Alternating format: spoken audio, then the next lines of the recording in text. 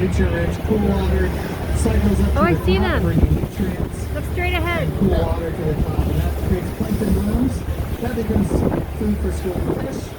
And those schooling fish become food for dolphins and whales. So, and there's probably a reason that those colored dolphins are right here. And we are just about. They're going on the left.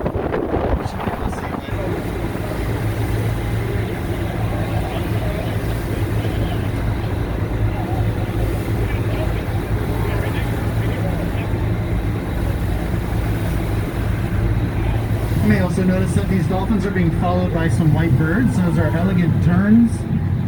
And the terns are using the dolphins to find food. The dolphins are really good at finding the food.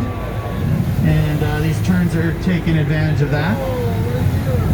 And now we're part of the pod, guys, surrounded by dolphins. And these are common dolphin.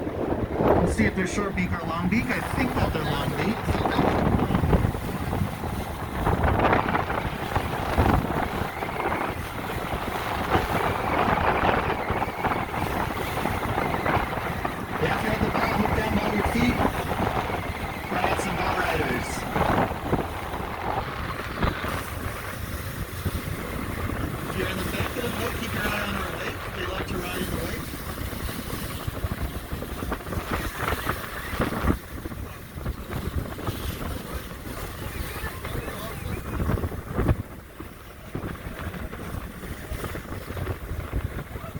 Oh, did you see that? Got some breachers ahead of us.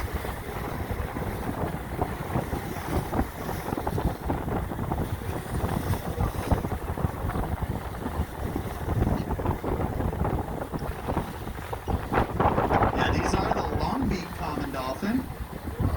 As their name suggests, the long-beak common dolphin have longer beaks than a short-beak common dolphin.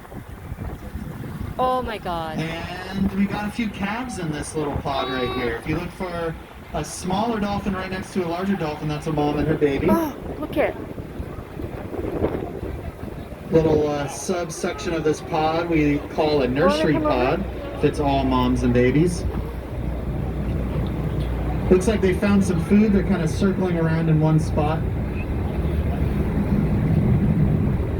Food's probably a little too deep for these terns to be diving.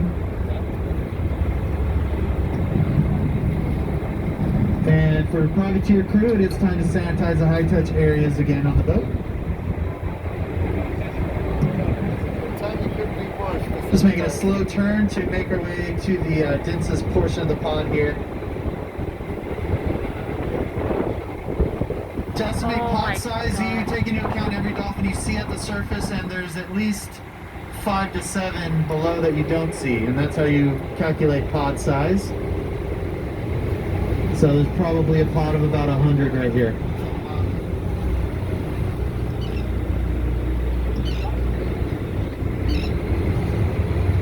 I know these dolphins don't have a very exciting name, the common dolphin.